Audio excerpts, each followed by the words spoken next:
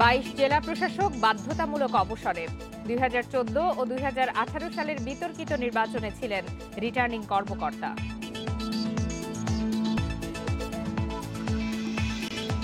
ভাষা শহীদদের শ্রদ্ধা নিবেদনে প্রস্তুত হচ্ছে শহীদ মিনার, চলছে ধোঁয়া মোছা সাজসজ্জার কাজ।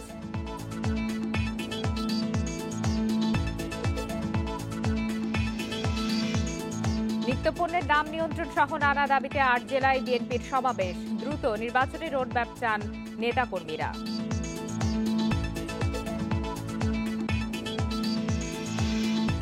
কুয়েটে ছাত্র রাজনীতিকে লাল কার্ড দেখিয়ে বিক্ষোভ কর্মসূচি, অজ্ঞাত কয়েকশো জনের বিরুদ্ধে মামলা।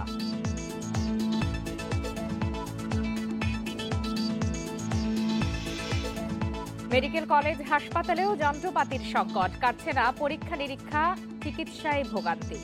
সমগ্র বাংলাদেশে সবাইকে আমন্ত্রণ, আপনাদের সাথে আছে আমি ফারহানা লোপা। এতক্ষণ শিরোনাম জানাচ্ছিলাম, এবার জানাবো বিস্তারিত।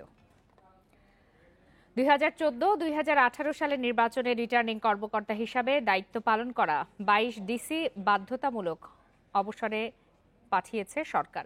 এর আগে বুধবার 2018 সালের বিতর্কিত নির্বাচনে রিটার্নিং কর্মকর্তার দায়িত্বে থাকা তৎকালীন 33 জেলা প্রশাসককে ওএসডি করে প্রজ্ঞাপন জারি করে জনপ্রশাসন মন্ত্রণালয়। 2018 সালের নির্বাচনে জেলা প্রশাসক ও রিটার্নিং কর্মকর্তা হিসাবে দায়িত্ব পালন করেছিলেন এই 33 জন। এর আগে আরও 12 কর্মকর্তাকে ওএসডি করা হয়।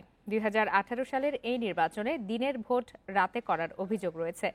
ওই নির্বাচনে জেলা প্রশাসকের দায়িত্ব পালন করা অনেক কর্মকর্তা অতি উৎসাহী ভূমিকাও পালন করেন।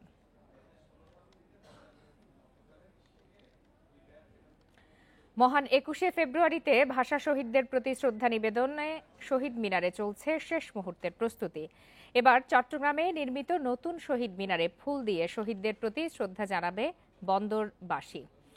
দিনভর সিটি কর্পোরেশনের কর্মীরা পরিচ্ছন্নতার কাজ করছেন। শহীদ মিনারে চলছে ফুল দিয়ে সাজানোর কাজ, পরিষ্কার করা হচ্ছে শহীদ বেদি। শহীদ মিনারের নিরাপত্তা নিশ্ছিদ্র রাখতে সব ধরনের ব্যবস্থা নেওয়া হয়েছে বলে জানিয়েছে পুলিশ।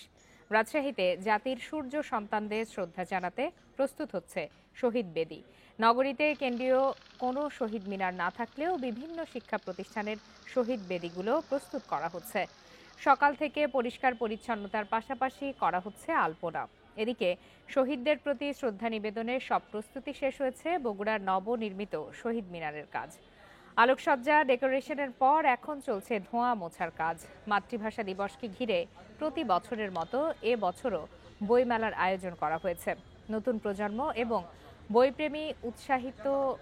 বইপ্রেমীদেরকে উৎসাহিত করতে এই আয়োজন, বলছেন আয়োজক কমিটি। এই নতুন শহীদ মিনার যেটা করা হয়েছে, পুরাতনটা ভেঙে নতুনটা করা হয়েছে, নিঃসন্দেহে ভালো। তারপরেও এটাকে আমরা আরো সুন্দর আঙ্গিকে আজকে উপস্থাপন করব। এবার যে আমাদের শহীদ মিনার তৈরি করা হয়েছে এটা অনেক সুন্দর, অনেক মনোমুগ্ধকর এবং অনেক শ্রদ্ধেয়। এজন্য আমার মনে হয় আগেরটা থেকে এটা অনেক ভালো। এ বিষয়ে আরো বিস্তারিত জানাতে এই মুহূর্তে চট্টগ্রাম এবং রাজশাহী থেকে যোগ দিয়েছেন সহকর্মীরা। শুরুতেই চলে যাচ্ছে চট্টগ্রামে, সেখান থেকে আছেন সহকর্মী আহসান রিটন। চট্টগ্রামে ভাষা শহীদদের শ্রদ্ধা নিবেদনের জন্য শেষ মুহূর্তে কি রকম প্রস্তুতি চলছে শহীদ মিনার প্রাঙ্গণে, আর কি কি আয়োজন থাকছে শহীদদেরকে স্মরণ করতে?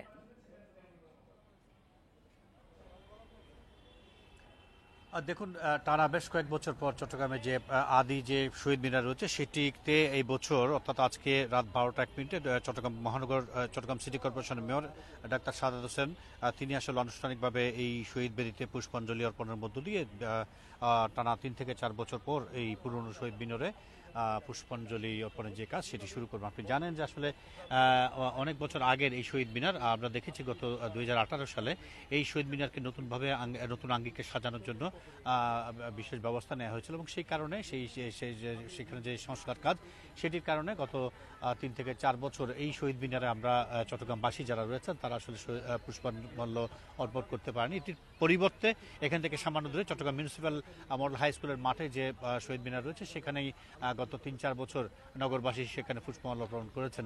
তা আমরা দেখেছি আসলে সব রকমের প্রতীক্ষার অবসান ঘটিয়ে এখন নতুন যে শহীদ মিনার সেটি একেবারে প্রস্তুত। আমরা দেখছি যে চট্টগ্রাম সিটি কর্পোরেশনের পরিচ্ছন্নতা কর্মী এবং অন্যান্য যে সমস্ত কর্মকর্তা রয়েছে তারা শহীদ বেদির আশপাশে অবস্থান করছেন। তারা রং লাগানোর যে কাজ সেটি করছেন এবং নানা জায়গা থেকে নান্দনিক ফুল এনে সেগুলোকে আসলে বসানো হচ্ছে এবং নগরবাসীর যে দীর্ঘদিনের চাহিদায় নতুন শহীদ মিনার তারা তাদের মনের যে আকুতি সেটি তারা প্রকাশ করবেন এবং সেই লক্ষ্যে আমরা দেখেছি আসলে প্রশাসনের পক্ষ থেকে সব ধরনের আয়োজন না হয়েছে। একেবারে বলা যেতে পারে যে সময় যত বাড়ছে ততই আমরা দেখছি আসলে এই শহীদ মিনার কেন্দ্রিক যে সমস্ত সড়কগুলো রয়েছে সেখানে পুলিশ সেনাবাহিনী এবং র্যাবের যে ভূমিকা তাদের যে টহল সেটি বাড়ানো হয়েছে। আমরা দেখছি বিভিন্ন মোড়ে মোড়ে তাদের এখন সতর্ক অবস্থান এবং কোনো রকমের অপ্রীতিকর ঘটনা ছাড়া যাতে এই প্রাণের শহীদ মিনারে ভাষা শহীদদের প্রতি সম্মান জানাতে পারেন সেই বিষয়টিকে মাথায় রেখে তারা কাজ করছেন। এখানে যারা এই সকাল থেকে কিছু উৎসুক জনতা ঘুরতে এসেছিলেন তাদের কাছেও আমরা জানতে চেয়েছিলাম, তারাও বলছেন যে দীর্ঘদিন ধরে তারা এইখানে ফুল দেওয়ার জন্য অপেক্ষা করছেন। তো আজকে রাতে তাদের সেই কাঙ্ক্ষিত যে স্বপ্ন সেটি পূরণ হবে। তা আমরা জানি যে রাত 12:01 চট্টগ্রাম সিটি কর্পোরেশনের মেয়র ডাক্তার সাদাত হোসেন এখানে আনুষ্ঠানিকভাবে পুষ্পমাল্য অর্পণের মধ্য দিয়ে দিনের যে কর্মসূচি সেটি তারা শুরু করবেন। এর পরবর্তীতে বিভিন্ন সামাজিক সাংস্কৃতিক সংগঠন পুষ্পমাল্যের পর তাদের নাটক, সাংস্কৃতিক আয়োজন সহ নানা কর্মকাণ্ডে পুরো দিন অর্থাৎ আগামীকালকে পুরো দিন পুরো নগরী একটি উৎসবের মধ্য দিয়ে যাবে। এ হচ্ছে চট্টগ্রামের শহীদ মিনার থেকে আমার কাছে শহীদ দিবসের প্রাক প্রস্তুতির এখন পর্যন্ত খবর। আহসান রিটন, আপনি আমাদের সাথেই থাকুন। এবার একটু জেনে আসি রাজশাহীর পরিস্থিতি। সেখান থেকে আছেন সহকর্মী মুস্তাফিজুর রহমান।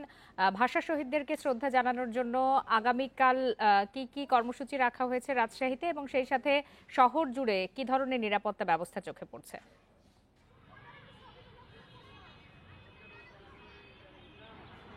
দেখুন, 21শে ফেব্রুয়ারি মানে 20 তারিখ থেকে বেশ তোড়জোড়। রাজশাহীতে এবছরও কিন্তু ঠিক ব্যতিক্রম নয় এবং আমরা আছি রাজশাহী কলেজে। সেটি এর আগেও আমরা দেখেছিলাম যে যারা ভাষা সৈনিকরা রাজশাহীতে জীবিত ছিলেন তারা কিন্তু দাবি করেছিলেন যে রাজশাহীতেই প্রথম তারা হাতে গড়েছিলেন শহীদ মিনার, এমনটি কিন্তু তাদের একটি দাবিও ছিল। তারপরও কিন্তু দেখা গেছে যে 52-63 বছর পরেও রাজশাহীতে কিন্তু কোনো কেন্দ্রীয় শহীদ মিনার নেই। তবে কেন্দ্রীয় শহীদ মিনার না থাকলে যে ফুল দিয়ে শ্রদ্ধা জানাতে নগরবাসীদের কোনো অসুবিধা হয় বা কার্পণ্য করেন ঠিক এমনটি নয়। বিভিন্ন যে শিক্ষা প্রতিষ্ঠান রয়েছে অর্থাৎ রাজশাহী কলেজ রয়েছে, রাজশাহী বিশ্ববিদ্যালয় রয়েছে, এখানে শিক্ষা প্রতিষ্ঠান অর্থাৎ শিক্ষানগরী যেহেতু রাজশাহী, প্রত্যেকটি শিক্ষা প্রতিষ্ঠানে কিন্তু শহীদ বেদি রয়েছে। সেইখানে মূলত যারা আছেন এখানে নগরবাসী রয়েছেন তারা কিন্তু শহীদদেরকে ফুল দিয়ে শ্রদ্ধা জানান এবং সেই সাথে শহীদদেরকে কিন্তু গভীর শ্রদ্ধা ভরে স্মরণ করেন, কেননা তাদেরই আত্মত্যাগের বিনিময়ে আমরা আমাদের এই মাতৃভাষা বা বাংলা ভাষা সেটি কিন্তু ফিরে পেয়েছি বা প্রতিষ্ঠিত হয়েছে।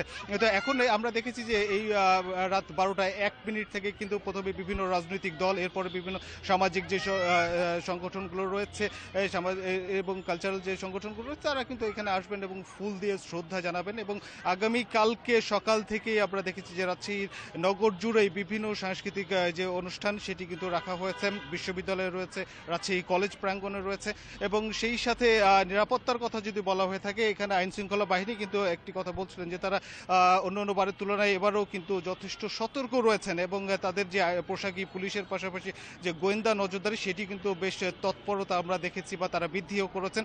এবং তারা বলছিলেন যে মানুষ যেন নির্বিঘ্নে নতুন বাংলাদেশে শহীদদেরকে স্মরণ করতে পারে, শহীদদেরকে 12:01 রাতের বেলা সপরিবারে যেন কোনো প্রকার বাধা বিঘ্ন ছাড়াই যেন তারা ফুল দিয়ে শ্রদ্ধা জানাতে পারে, ঠিক সেই ধরনের নিরাপত্তার ব্যবস্থা কিন্তু আইন শৃঙ্খলা বাহিনীর পক্ষ থেকে নেওয়া হয়েছে।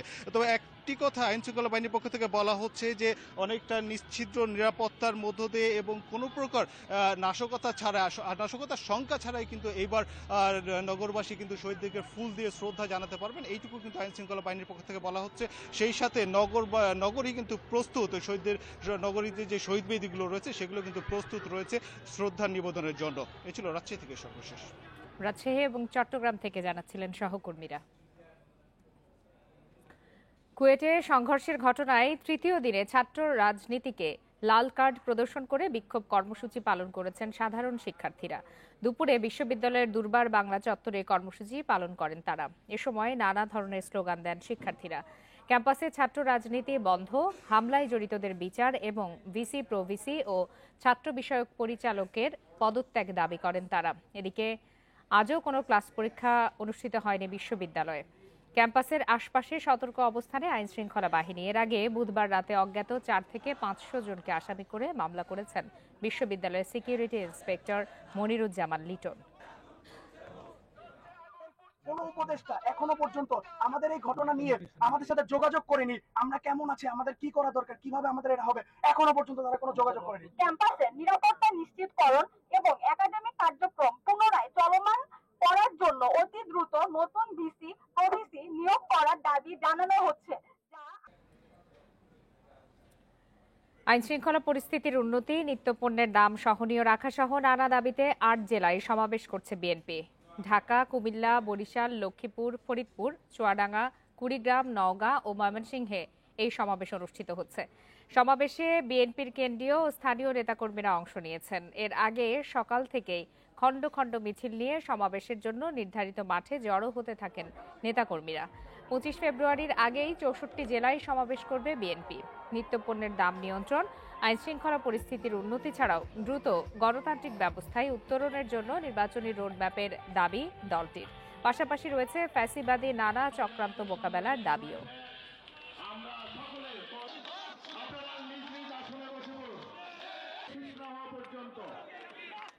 বিএনপি সমাবেশের আরো খবর জানাতে এই মুহূর্তে কুমিল্লা ও বরিশাল থেকে যোগ দিয়েছেন সহকর্মীরা। শুরুতেই চলে যাচ্ছি কুমিল্লায়, সেখান থেকে আছেন সহকর্মী তানভীর খন্দকার। তানভীর, এরই মধ্যে সমাবেশের মূল আনুষ্ঠানিকতা শুরু হয়েছে কিনা, আর যারা এখন পর্যন্ত বক্তব্য দিয়েছেন তারা মূলত কি বলছেন?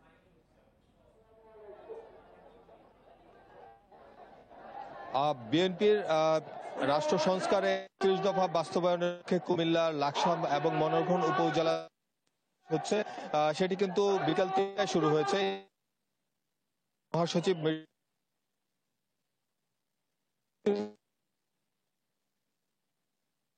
বক্তব্য রাখবেন। আর আসলে এইখানে কুমিল্লা, লাকসাম এবং মনোহরগঞ্জ দুইটি উপজেলা নিয়ে কিন্তু এই আসনের যে জনসভা, এই জনসভায় কিন্তু স্থানীয় সকল নেতৃবৃন্দ কিন্তু এখানে উপস্থিত হয়েছেন।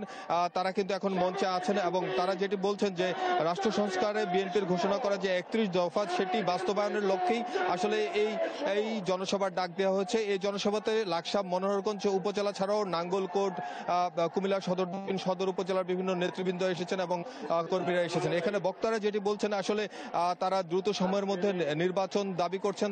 এছাড়া তারা যেটি বলছেন যে লাকসাম, মনোহরগঞ্জের যে বিএনপির নেতা হিরু এবং হুমায়ুন গুম হয়েছিল, তাদের সন্তানরা কিন্তু দাবি করেছে তাদের বাবাদেরকে ফিরিয়ে দেওয়ার জন্য, অথবা তাদের আসলে কি হয়েছে সেই নিশ্চিত করে এই গুমের বিচার কিন্তু তারা দাবি করছেন।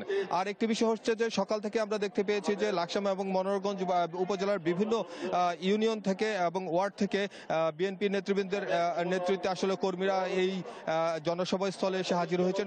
লাকসাম উপজেলা স্টেডিয়াম, এই স্টেডিয়ামে এসে হাজির হয়েছেন। এখানে কিন্তু বিএনপির ছাড়াও যুবদল, ছাত্রদল, স্বেচ্ছাসেবক দল, মহিলার দলের নেতৃবৃন্দকে আমরা এখানে উপস্থিত হতে দেখেছি এবং তারা কিন্তু বলছে যে আসলে বিএনপি থেকে যে ধরনের নির্দেশনা হলে সেই সব নির্দেশনা প্রতিপালনের উদ্দেশ্যে কর্মীদেরকে উচ্ছ্বসিত করার জন্য এবং উৎসাহী করার জন্য কিন্তু মূলত এই জনসভা ডাকা, যে বার্তা দিয়ে যাবেন সেই কুমিল্লা থেকে জানাচ্ছিলেন সহকর্মী তানভীর খন্দকার। এবারে চলে যাচ্ছি বরিশালে, সেখান থেকে যোগ দিয়েছেন সহকর্মী মুরাদ আহমেদ। মুরাদ আহমেদ, সকাল থেকেই তো বিএনপি নেতাকর্মীরা সমাবেশ স্থলে আসতে শুরু করেছেন। তারা মূলত কি ধরনের বক্তব্য রাখছেন? তারা কি স্থানীয় প্রশাসন সহ কেন্দ্রীয় সরকারকে বার্তা দিচ্ছেন কিনা এই সমাবেশের মধ্য দিয়ে? জি, আসলে আমি শেষ থেকে শুরু করি। এখন বরিশাল এই সময়টায় অনেকটা বিএনপি শহরে পরিণত হয়েছে। আপনি দেখুন, আমি এখন দাঁড়িয়ে আছি সভাস্থল থেকে কিছুটা দূরে। তো সভাস্থলের অবস্থা এমন, না 5টি উপজেলা অর্থাৎ বরিশাল দক্ষিণ আজকে এখানে উপস্থিত হয়েছে। 22 তারিখ হলো বরিশাল উত্তরের, এরপর বরিশাল সিটির সমাবেশটি হবে। আপনি জানেন যে দ্রব্যমূল্যের স্বাভাবিকীকরণ, আইন শৃঙ্খলা পরিস্থিতির স্বাভাবিকীকরণ, এই সবকিছু মিলিয়ে প্লাস যেটি হচ্ছে যে ভোটের রোডম্যাপ ঘোষণা, অর্থাৎ ভোটের রোডম্যাপ ঘোষণা দিয়ে চাপ সৃষ্টি, তার জন্য কিন্তু এই সমাবেশটি ডাক দেওয়া আছে এবং এটি পুরো ফজলুল হক এভিনিউ, মানে যতদূর দৃষ্টি যায় তারা তাদের নেতাকর্মী সমর্থকদের এনেছেন এবং এরা কিন্তু পথ থেকে পথে, আগলজেরা, তারপর গৌনদী, এদিকে উজিরপুর, পানারীপাড়া, আর এদিকে বাখেরকোট, এই 5টি উপজেলা থেকে কিন্তু এরা মিছিল করতে করতে এ পর্যন্ত এসেছেন এবং জানান দিয়েছেন তাদের নির্বাচনী জয় জয়কারের কথা আমরা কিন্তু দেখেছি একাধিক লোকের স্লোগান এক উপজেলা থেকে চলছে। মানে কোন কোন উপজেলা থেকে তিন ভাইয়ের স্লোগান, তাদের কোন উপজেলায় 4 ভাইয়ের স্লোগান চলতেছে। তারা জানান দিয়েছেন প্রার্থী হিসেবে তারা আছেন, নির্বাচন আসছে এবং আমাদের এক জায়গায় হতে হবে। এটি হচ্ছে এদের মূল ভাষা, ঐক্যের বিকল্প নাই। এরা বারবারই এক কথা বলছেন। এখানে সালিমা রহমান যিনি আছেন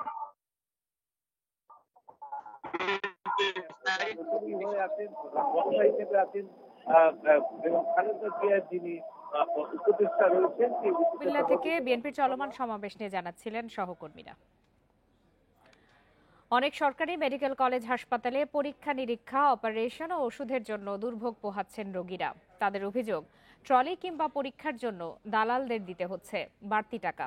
এছাড়াও ওয়ার্ড বয়, আনসারদের সিন্ডিকেটেরও অভিযোগ রয়েছে। তবে হাসপাতাল কর্তৃপক্ষের দাবি, ওষুধ যন্ত্রপাতির সংকট থাকলেও রোগীদের দেয়া হচ্ছে সব সেবা।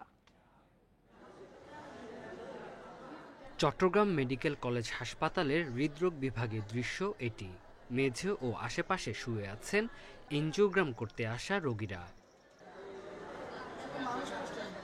দুটি মেশিন দিয়ে গড়ে 20 থেকে 25 জন রোগীর এনজিওগ্রাম হতো।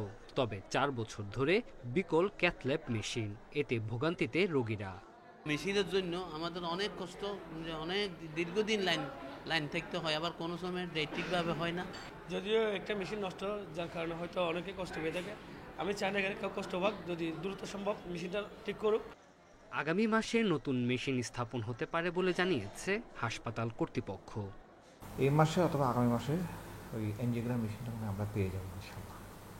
এনজিওগ্রাম মেশিনটা আসলে আমাদের চট্টগ্রাম, বৃহত্তর চট্টগ্রামের লোকজন এটাতে অনেক উপকৃত হবে। দুর্ভোগের আরেক নাম বগুড়ায় শহীদ জিয়াউর রহমান মেডিকেল কলেজ হাসপাতাল। রোগীদের অভিযোগ, ফ্রিতে ট্রলি, ওষুধ ও পরীক্ষা নিরীক্ষার কথা থাকলেও টাকা ছাড়া মিলছে না সেবা। হুইল চেয়ার সেটাও পর্যন্ত পাচ্ছি না। সরকারি কর্মকর্তা তারা, কিন্তু তাদের যে কোনো একটা কাজের জন্য আমাকে টাকা পেইড করতে হচ্ছে। সেটা মোটামুটি হয়ে গেছে। এগুলো আমরা হয়তোবা সামনের মাস থেকে শুরু করতে পারবো। হ্যাঁ, তাহলে আরো ব্যাপক পরিসরে আমরা এই সার্ভিসটা দিতে পারবো, বিশেষ করে এই প্যাথোলজি সার্ভিসটা, মানে পরীক্ষার। একই চিত্র বরিশাল মেডিকেলেও। হাসপাতালের 3টি সিটি স্ক্যানের মধ্যে চালু রয়েছে একটি। এনজিওগ্রাম, এমআরআই, লেসিক যন্ত্রটিও অকেজো অবস্থায় পড়ে আছে। মন্ত্রণালয়কে চিঠি দিলেও মিলছে না সাড়া। একটা আছে আরেকটা নাই, দুইটা আছে একটা নাই, তাহলে কখনো সেবা হবে না। সবগুলো সমন্বয় যখন হবে তখনই ভালো সেবা হবে। সেই সমন্বয়টা আমাদের এখানে নেই। তারপর আমরা আমাদের সাধ্যমতো সেবা চালিয়ে যাচ্ছি। খুলনা মেডিকেলে পরীক্ষা নিরীক্ষার 51টি যন্ত্রপাতি অচল হয়ে পড়ে আছে। এছাড়াও অপারেশনের জন্য অপেক্ষা করতে হয় দীর্ঘ সময়। লোকবল সংকটের কারণে সেবা দিতে হিমশিমে চিকিৎসকরা। Tanzil Hasnat, Independent News. এ বিষয়ে আরো বিস্তারিত জানাতে এই মুহূর্তে বগুড়া থেকে যোগ দিয়েছেন সহকর্মী হাসিবুর রহমান। হাসিবুর রহমান, আমরা প্রতিবেদনেও দেখাচ্ছিলাম যে দুর্ভোগের আরেক নাম বগুড়ার শহীদ জিয়াউর রহমান মেডিকেল কলেজ। এত বড় বড় মেডিকেল কলেজ, হাসপাতাল, তারপরেও এত সমন্বয়হীনতা কেন? আর টাকা ছাড়া সেবা মিলছে না, এই ধরনের অভিযোগ যেখানে রয়েছে, অর্থাৎ টাকা দিলেই সেবা মিলছে, সেক্ষেত্রে সমন্বয়হীনতার কথাটা কতটুকু যৌক্তিক?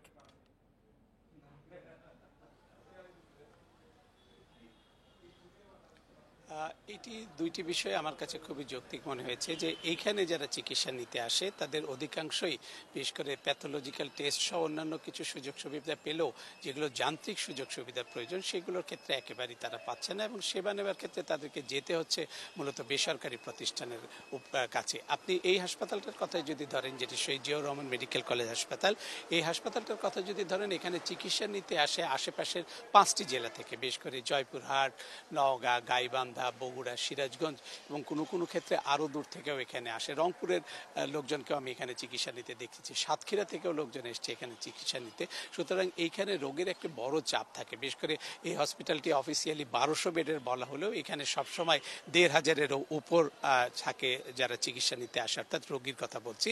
সবসময় 1500 থাকে গড়ে, কখনো কখনো এটি আরও বেশি হয়।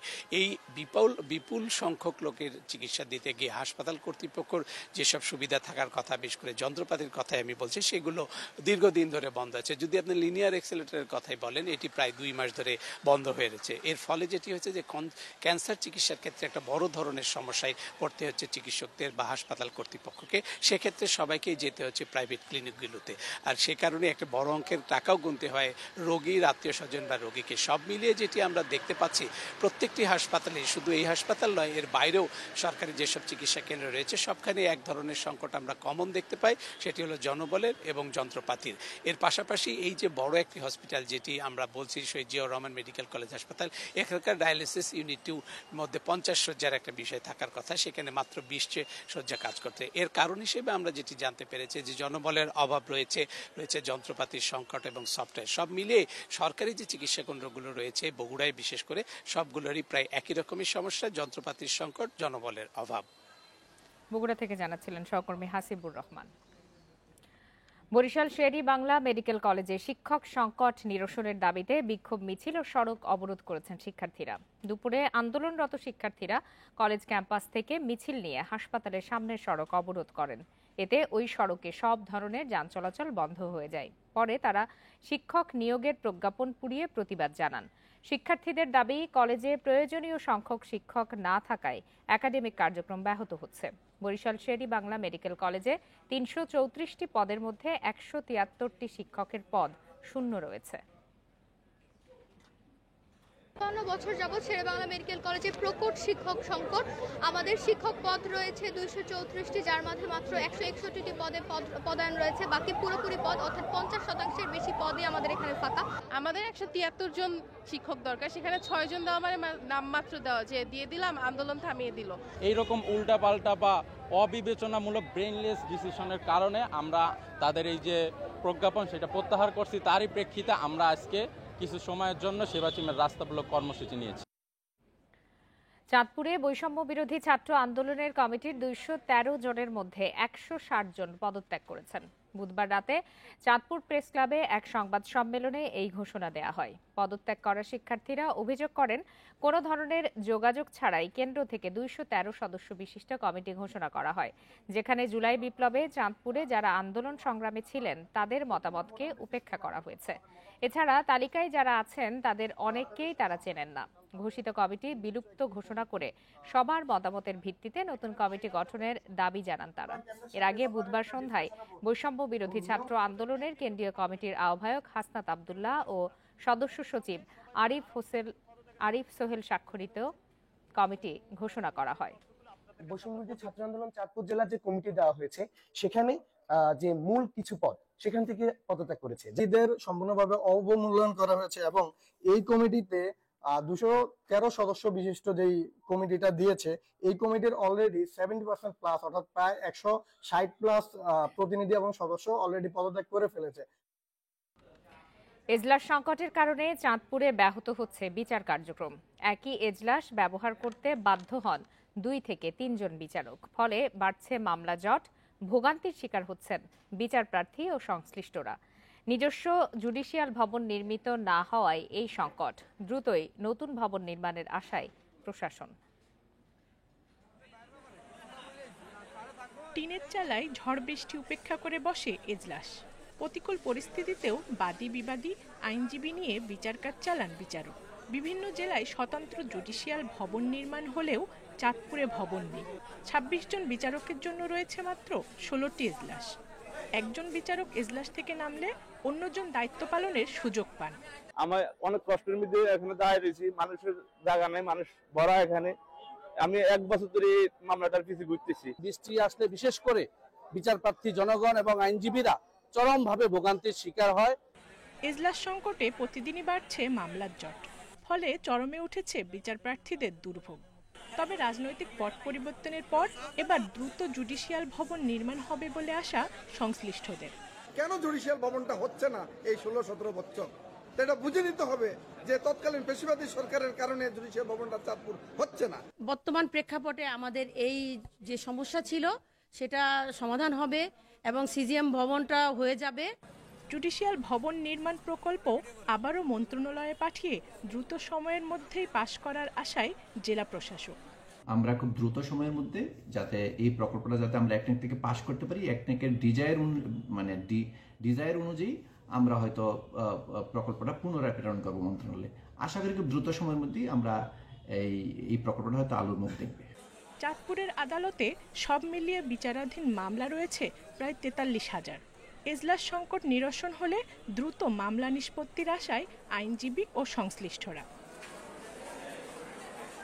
Independent news. ১.৫ মাসেও নতুন শিক্ষাবর্ষের সব বই হাতে পায়নি চট্টগ্রামের শিক্ষার্থীরা। এখনও প্রাথমিক ও মাধ্যমিকে ২৫% মতো বই পৌঁছায়নি। পিডিএফ ফরম্যাটে প্রিন্ট করে আপাতত পড়াশোনা চালাচ্ছেন অভিভাবকরা। প্রাথমিক শিক্ষা কর্মকর্তারা বলছেন, জুলাই আন্দোলন ও কিছু সংশোধনের কারণে কিছুটা বিলম্ব হচ্ছে। চট্টগ্রামের পাঁচলাইশ ও বাইজিৎ এলাকার স্কুলগুলোতে চতুর্থ ও পঞ্চম শ্রেণীর শিক্ষার্থীরা এখনও হাতে পায়নি কোনো বই। চট্টগ্রামের সব এলাকার স্কুলের চিত্র প্রায় একই। কোনো স্কুল এক শ্রেণীতে 3টা বই পেলেও অন্য স্কুলের একই শ্রেণীর শিক্ষার্থীরা পেয়েছে 5টি বই। নবম ও দশম শ্রেণীর অধিকাংশ শিক্ষার্থীরা বই পেলেও ষষ্ঠ ও অষ্টম শ্রেণীর শিক্ষার্থীরা পেয়েছে মাত্র 2-1টি করে বই। নির্ধারিত সময়ে শিক্ষার্থীদের বই না পেয়ে বিপাকে অভিভাবকরা। ক্লাস 4-এর আমরা বাইরে থেকে কোনো কালেক্ট করি নাই, তো আমাদেরকে ওনারা বারবার বলতেছে যত দ্রুত সম্ভব আমরা বই পাবো। কিছু জায়গায় পাইছে, কিছু কিছু জায়গায় এখানে একটু পাইনি। আমরা আশা করি যাতে অতি শীঘ্রই আমাদের বাচ্চাদের ছেলেমেয়েদেরকে যদি বইগুলো দেয় তাহলে আমাদের জন্য ভালো হয়, শিক্ষার্থীদের জন্য ভালো। বেশিরভাগ অভিভাবক পুরানো বই জোগাড় ও পিডিএফ ফরম্যাটে ফটোকপি করে শিক্ষার্থীদের পড়াশোনা চালাচ্ছেন। আমরা এতগুলো টাকা খরচ করে আমাদের যে কয়টা অধ্যায় লাগতেছে আমরা সেটাই করে নিচ্ছি আর কি। না, আমরা বই পাই নাই এখনো, পিডিএফ থেকে সংগ্রহ করে পড়াচ্ছি। জুলাই আন্দোলন পাঠ্য বইয়ের সংযোজন বিয়োজন সহ ছাপানোর কার্যাদেশ দিতে দেরি হওয়ায় বই পৌঁছাতে দেরি হচ্ছে বলে জানিয়েছে প্রাথমিক শিক্ষা অফিস। 5 আগস্টের যে জুলাই বিপ্লব যে পরিবর্তনটা হয়েছে তার কারণেও কিন্তু অনেক সময় এইগুলো কাজগুলো স্মুথলি চলেনি এবং কোয়ালিটির ক্ষেত্রে কোনো ছাড় দেওয়া হচ্ছে না। এই সমস্ত কারণেই কোয়ালিটিটা এনশিওর করতে গিয়ে একটু দেরি হচ্ছে। প্রাথমিকে 75% ও মাধ্যমিকে পৌঁছেছে মাত্র 80% বই, দাবি শিক্ষা কর্মকর্তাদের। Alamgir Sabuj, Independent News, Chattogram. Operation devil হান্টে গত 24 ঘন্টায় 4 জেলায় 29 জনকে গ্রেপ্তার করা হয়েছে। এর মধ্যে সাভার ও আশুলিয়া থেকে আওয়ামী লীগ ও এর অঙ্গ সংগঠনের 12 নেতাকর্মীকে গ্রেপ্তার করেছে পুলিশ। তাদের বিরুদ্ধে জুলাই গণহত্যা সহ একাধিক মামলা রয়েছে বলে জানিয়েছে পুলিশ। দুপুরে গ্রেপ্তারকৃতদের 7 দিনের রিমান্ড আবেদন করে আদালতে পাঠানো হয়েছে। বৃহস্পতিবার দুপুরে সংবাদ সম্মেলনে এসব তথ্য জানায় পুলিশ। লক্ষ্মীপুরের 5 উপজেলায় অভিযান চালিয়ে যুবলীগের 4 নেতাকে গ্রেপ্তার করা হয়েছে। এ নিয়ে 9 দিনে গ্রেপ্তার 80 জন। 4 আগস্ট ছাত্র জনতার ওপর হামলা মামলায় তাদের আদালতের মাধ্যমে জেল হাজতে পাঠানো হয়েছে। নোয়াখালীতে যৌথ অভিযানে আরও 3 জনকে গ্রেপ্তার করা হয়েছে। বুধবার রাত থেকে বৃহস্পতিবার সকাল পর্যন্ত সুধারাম, বেগমগঞ্জ ও সেনবাগ থানা এলাকায় এই অভিযান পরিচালনা করা হয়। জামালপুরে অপারেশন ডেভিল হান্ট অভিযানে 10 জনকে গ্রেপ্তার করা হয়। এবং এই এলাকায় বর্তমানে অশান্তি তৈরি করছে, বিভিন্ন রকমের চাঁদাবাজি করছে, তারপরে যাকে তাকে পানোর জন্য চেষ্টা করছে, অথবা চাঁদাবাজি থেকে শুরু করে বিভিন্ন রকমের অপকর্ম করছে। এই সমস্ত লোকদেরকে আমরা গ্রেপ্তার করছি। গ্রেপ্তার করে আমরা বিজ্ঞ আদালতে আজকে তাদেরকে সোপর্দ করা হবে। কুষ্টিয়ায় মাটি বোঝাই ট্রলি চাপায় আরিয়ান নামের এক শিশু নিহত হয়েছে। দুপুরে মিরপুর উপজেলার ছাতিয়ান কালীতলা বাজারে এই দুর্ঘটনা ঘটে।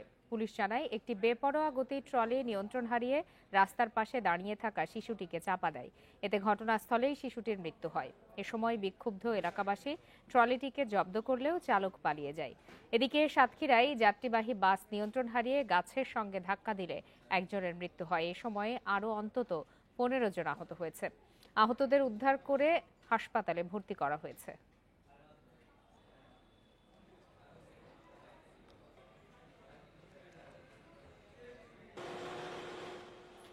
সিরাজগঞ্জের শাহজাদপুরে পারিবারিক কলহের জের ধরে স্বামীর ধারালো অস্ত্রের আঘাতে নিহত হয়েছে স্ত্রী। এ ঘটনায় স্বামীকে আটক করেছে পুলিশ।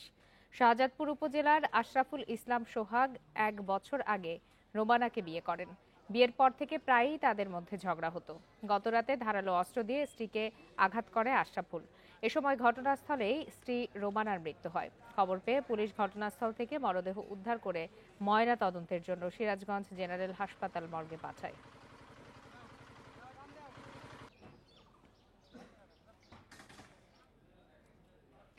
মেহেরপুরে অস্ত্রসহ ৩ জনকে আটক করেছে র্যাব।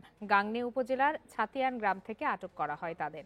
র্যাব জানায়, বুধবার রাতে ছাতিয়ান গ্রামের রতন আলীর বাড়ির আঙিনায় একটি অস্ত্র পুঁতে রাখা আছে এমন সংবাদের ভিত্তিতে রাত ৩টার দিকে অভিযান চালানো হয়। সেখান থেকে একটি ওয়ান শুটার গান উদ্ধার করা হয়। আটককৃতরা জানিয়েছে, পূর্ব শত্রুতার জেরে তারা অস্ত্রটি বাড়ির মধ্যে গিয়ে পুঁতে রেখে র্যাবকে খবর দেয়। আটককৃতদের বিরুদ্ধে অস্ত্র আইনে মামলা শেষে গাংনী থানায় সোপর্দ করা হয়েছে।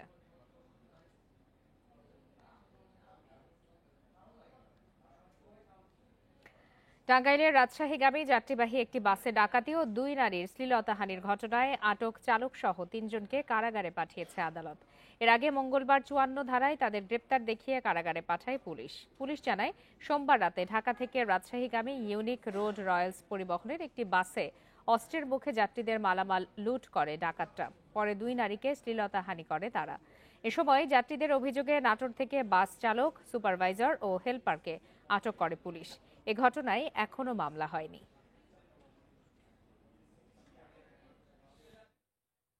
টাঙ্গাইলের মির্জাপুরের কোনো একটি জায়গায় বাসটিতে ডাকাতি হয়। পরবর্তীতে আমরা বড়াইগ্রাম থানা মোড়ে বাসটিকে থামাতে সক্ষম হই এবং এক্ষেত্রে 3 জনকে পুলিশ হেফাজতে নেওয়া হয় এবং তাদেরকে ফৌজদারি কার্যবিধির 54 ধারায় কোর্টে প্রেরণ করা হয়েছে। বাসটি জব্দ করা হয়েছে এবং পরবর্তী আইনগত ব্যবস্থা প্রক্রিয়াধীন রয়েছে।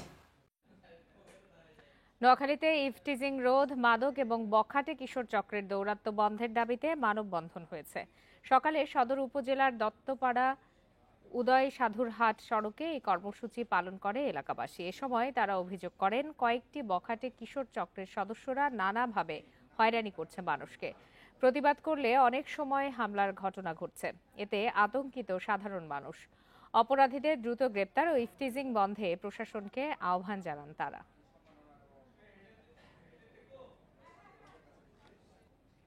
গ্যাস কসবাই চাই, না দিলে রক্ষা নাই, এই স্লোগানে ব্রাহ্মণবাড়িয়াতে গ্যাসের দাবিতে মানববন্ধন করেছেন স্থানীয়রা। দুপুরে কসবা মুক্ত মঞ্চে এই মানববন্ধনের আয়োজন করা হয়। এ সময় বক্তারা বলেন, 1996 সালে সালদা গ্যাস কূপ ও তারাপুরে কূপ খনন করা হলেও অজ্ঞাত কারণে তারাপুর থেকে গ্যাস উত্তোলন বন্ধ করে দেওয়া হয়। অথচ তারাপুর সীমান্ত থেকে আধা কিলোমিটার দূরে ভারত তাদের সীমান্তে রিগ বসিয়ে গ্যাস উত্তোলন করছে। কসবায় যেই গ্যাস আছে তা উত্তোলন করে কসবাবাসীকে দিতে হবে। বক্তারা অবিলম্বে তারাপুরের কূপ খনন করে তা কসবায় সরবরাহের দাবি জানান।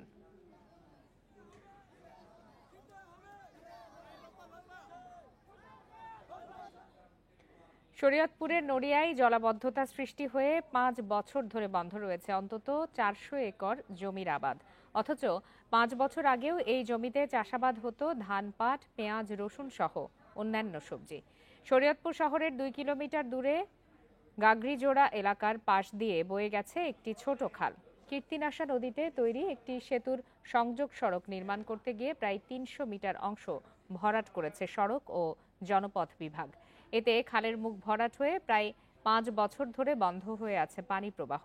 আর কৃষি জমির পানি অপসারণ না হওয়ায় স্থানীয় জলাবদ্ধতায় অন্তত 400 একর ফসলি জমি। ফসলের আবাদ করতে না পারায় দীর্ঘমেয়াদী ভোগান্তিতে পড়েছেন গাগরিজোড়া সহ আশপাশের কৃষকরা। সড়ক নির্মাণ কাজ শেষ হলে খালটির পানি প্রবাহ আগের মতো স্বাভাবিক করার কথা জানালেন সড়ক ও জনপথ বিভাগ কর্তৃপক্ষ। ভরাট হয়ে গেছে, এই কারণে পানি নামতে পারে না, এই কারণে সব পানি এখানে জমা হয়ে যায়, এই জন্য কৃষকের ক্ষতি হয়। আচ্ছা, আমাকে 1.5 কানি জমিন পড়ায় পানির নিচে, অহনো পড়ায় 1 মাজা পানি, 1 মাজা পানি আছে। আমরা এখন ওই জমিনে কোনো ফসল আদি কিছু করতে পারি না। সে সময় হয়তো ওইটা বিবেচনা থেকে কোনো কারণে বাদ পড়ে গেছে খালটা। তবে আমরা এখানে মানে খালের চলাচল যাতে এই নির্মাণ কাজ শেষে আবারও স্বাভাবিক হয়, সেজন্য যেটা করা প্রয়োজন আমরা সেটা করব। তারুণ্য উৎসব উপলক্ষে রাঙামাটিতে আয়োজিত হয়েছে ম্যারাথন প্রতিযোগিতা। পেশাদার দৌড়বিদ ছাড়াও 3 শতাধিক প্রতিযোগী অংশ নেন এই আয়োজনে। কাপ্তাই আসাম বস্তি সড়কের লাভ পয়েন্ট থেকে রাঙামাটি স্টেডিয়াম পর্যন্ত 12 কিলোমিটার ম্যারাথনের আয়োজন করে জেলা ক্রীড়া সংস্থা। দুই পাশে কাপ্তাই হ্রদ, মাঝখানে পাহাড়। সেই পাহাড় দিয়ে এঁকে বেঁকে গেছে দৃষ্টিনন্দন কাপ্তাই আসামবস্তি সড়ক। শান্ত শীতল এই সড়ক সাত সকালে প্রাণবন্ত হয়ে ওঠে 3 শতাধিক দৌড়বিদ ও দর্শনার্থীদের পদচারণায়। জেলা ক্রীড়া সংস্থার আয়োজনে লাভ পয়েন্ট থেকে শুরু হয় এই ম্যারাথন দৌড়। 12 কিলোমিটার পথ পাড়ি দিয়ে শেষ হয় রাঙামাটি স্টেডিয়ামে গিয়ে। ব্যতিক্রমী আয়োজন দেখতে সড়কের দুপাশে ভিড় করেন স্থানীয়রা।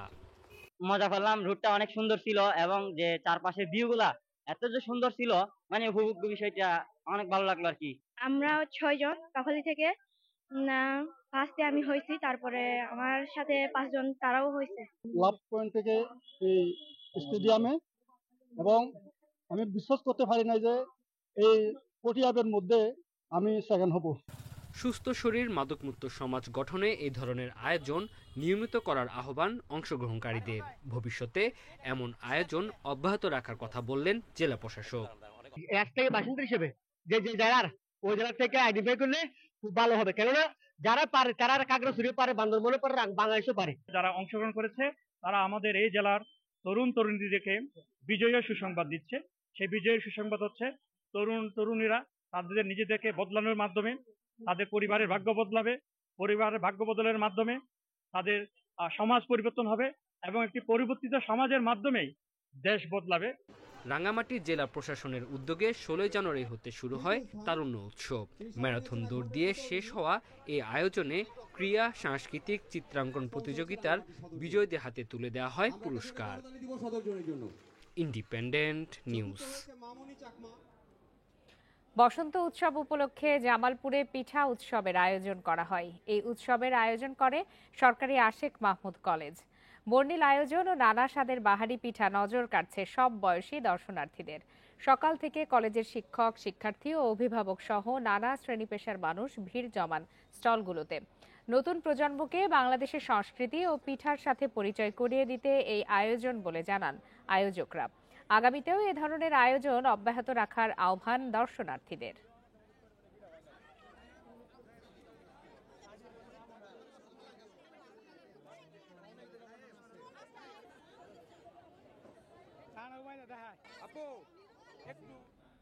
আর এই ছিল আজকের সমগ্র বাংলাদেশে। ইন্ডিপেন্ডেন্ট টেলিভিশনের সব খবরের আরো বিস্তারিত জানতে চোখ রাখুন ফেসবুক, ইউটিউব আর এক্সে। ধন্যবাদ সবাইকে।